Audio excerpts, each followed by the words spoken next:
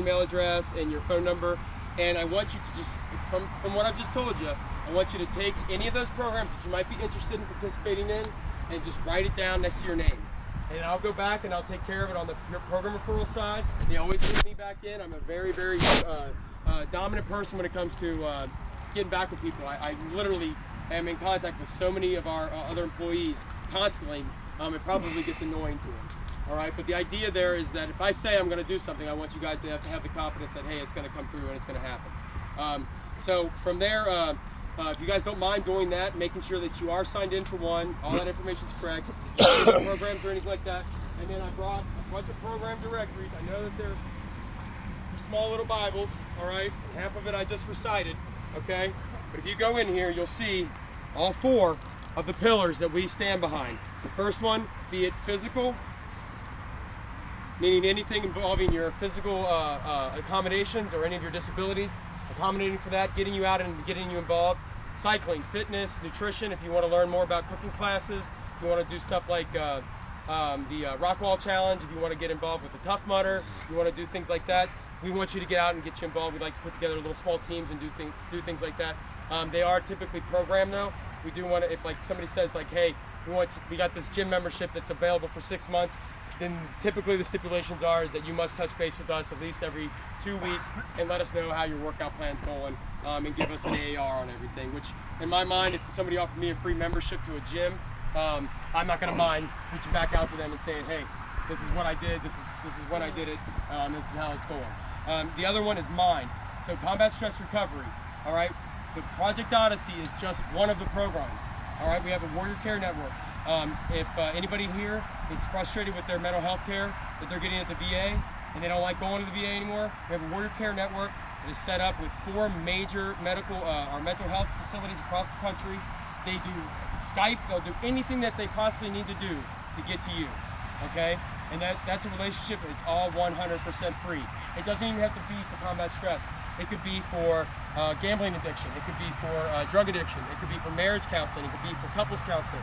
It could be for, I don't know how to be a dad. I need to relearn that dynamic. So just keep that in mind. We also have our resource center that is it's insane the amount of resources that they have available. Who in here has struggled at one point in time financially? Okay. Call the resource center. Tell them what's going on. Operation Homefront, literally, that's their main focus, is to help warriors that are going through a lot when it comes to finances, or at least getting them on a good financial plan. So keep that in mind. The Resource Center is the best place to go for that. Another thing is that they have a ton of resources through our strategic partnership. So like, let's say, for example, you're getting ready to move, all right? You're like, man, this is going to be rough on me financially, all right? Wounded Warrior Project has a relationship with U-Haul. They will literally pay for you to move. We need like something like 21 days notice, but if the criteria is there, U-Haul literally just cuts a check and says, here, we're taking care of everything. From the movers to the truck. I'm moving here to Indiana. Yeah, the movers, the truck, everything, all right? So the other pillar underneath there is economic empowerment, Warriors to Work, the Transition Training Academy. Those are available to you. Even if you're just getting ready to go back into, or anybody here getting ready to graduate school or anything? Nobody? Okay. Let's say you're getting ready to graduate or something like that, and you're like, hey, I need to prep for interviews.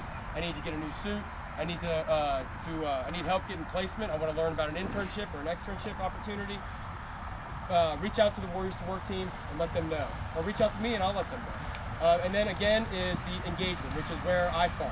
All right, so benefits, the alumni events that we do. I'm not the only one in the Cincinnati office. Cole and Doug are also down there as well. We do a rotation, so the first week of every month I'm in Cleveland doing events. The first week of every month Doug's in Columbus doing another event. First week of every month Cole is up here in Michigan. All right, so there's always going to be somebody in that area trying to get up here and run events, okay? And again, the Resource Center is another one under engagement. And then the peer support program is getting started up. The idea there is that, let's say, for example, Will, where are you at? Yeah. Will is, he is a competition shooter with Michigan University? Yeah, MSU. All right. That fucker can't shoot. So he's a warrior. He's a competition shooter up there. He's got good people up that way. We have opportunity up there for an engagement or an alumni event similar to this.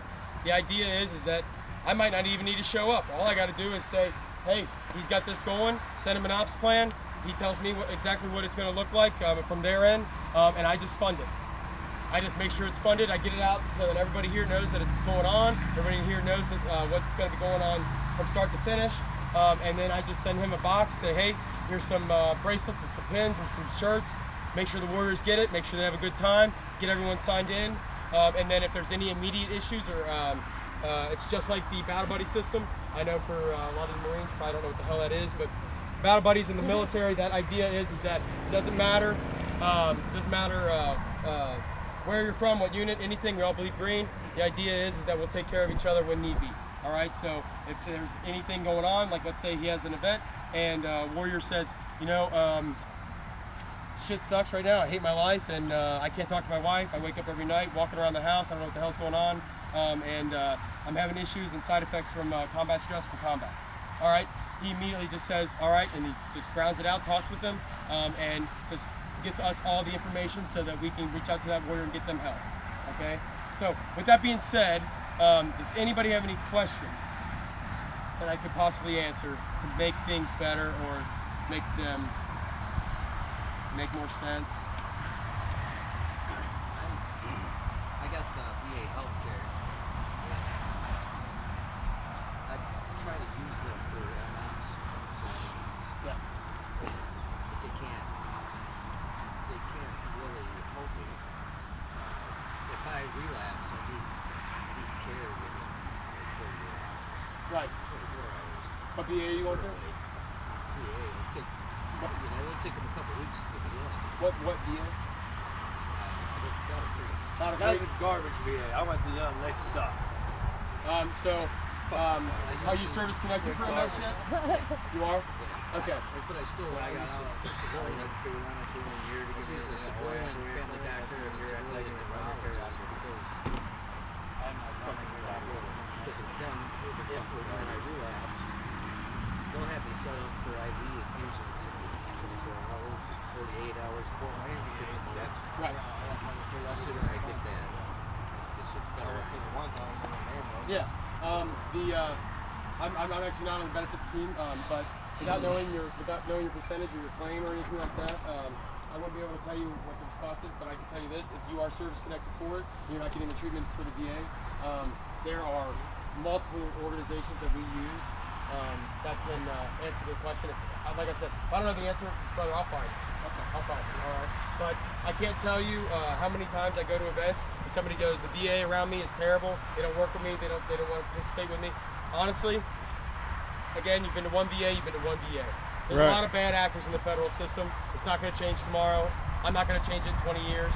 Wounded Warrior Project can't change it. We can advocate for you, but unfortunately, when it comes to healthcare and receiving healthcare, if your service connection isn't where it should be, so that you can't tell them, like, look, I want a referral. I'm not even going to mess with you anymore. I want a referral. And I know that requires a certain percentage, but if you're not at that percentage, then we need to get you to that percentage. So if it means we got to reopen that claim, then we got to reopen that claim. Permanent total, IU?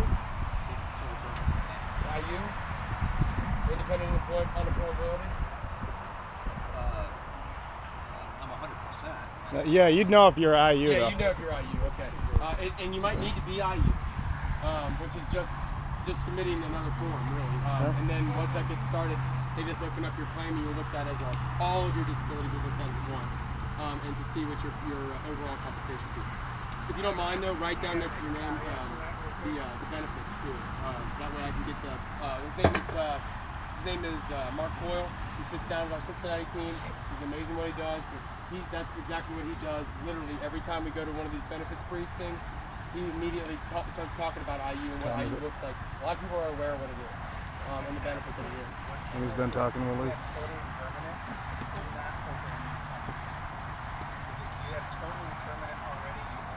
Yeah. They can take total permanent. He's absolutely right. You're right. You're right. Unless there's a reason you shouldn't have permanent permit. So if they open up a permanent total claim, all right, from my understanding, and again, I'm not benefits, my understanding is that they open it, and again, it's a 360-degree look at where you're at physically, like literally, if you can't work, you can't work, bottom line. And you guys all know what DBQs are? That's a lot of no's. Fucking hate ACAP. The military is supposed to do this, but they don't. When you got hurt, when you got treatment outside of the military, the Department of Defense, or the VA, what you should always do is go to DBQ. Just type it in Google. DBQ. It's a disability benefits questionnaire. All right. So let's say you got home. You're like, I don't want to mess with the VA. You go to your chiropractor. You go to your family care doctor. All right. If they find something that is related to your service and they treat you for something that's related to your service, ask them to fill out a DBQ. All right. Their opinion matters when it comes to your evaluation. The VA doctors, they don't do it. They're supposed to do it. It's VA Directive 2012-2. VA directive that was signed by the Secretary of Veterans Affairs and the President of the United States, saying that all primary care doctors for initial appointments with findings or results of a disability or an ailment are supposed to fill out these DBQs, and they don't do it. Okay? Again, it's the VA. I'm a former VA employee. Believe me when I say there's a lot of people in there that don't do their jobs. Okay? You have to almost make them do it. All right? But with your primary care doctors, if you're getting private care, have them fill out a DBQ saying exactly what you're being treated for, how long you've been being treated for it, and what their medical opinion is, their assessment is as to where you are physically, mentally, and emotionally. All right? And those can really add a lot of ammunition for your claim. Okay? Again, I'm not a benefits guy. I just know this because I've been doing this a while. But if you don't